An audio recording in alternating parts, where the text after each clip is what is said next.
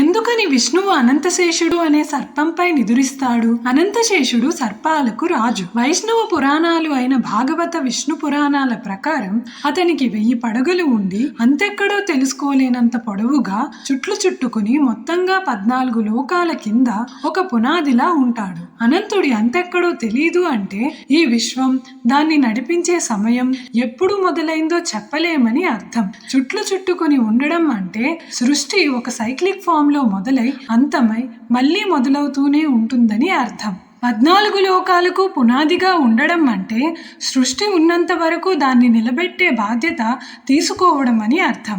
ఈ మూడింటికి నిదర్శనంగా అనంతశేషుడు నిలుస్తాడు. అయితే విశ్వం, సమయం, సృష్టి ఇలా అన్నింటికీ మూలం విష్ణువు కాబట్టి వాటికి అధిపతి తానే అని తెలియజేస్తూ విష్ణువు అనంతశేషుడిపై నిదురిస్తాడు. ఈ వీడియో మీకు ఇన్ఫర్మేటివ్ గా అనిపిస్తే సబ్స్క్రైబ్ చేసుకుని చెప్పండి. ఓం నమో విష్ణుదేవాయ నమః.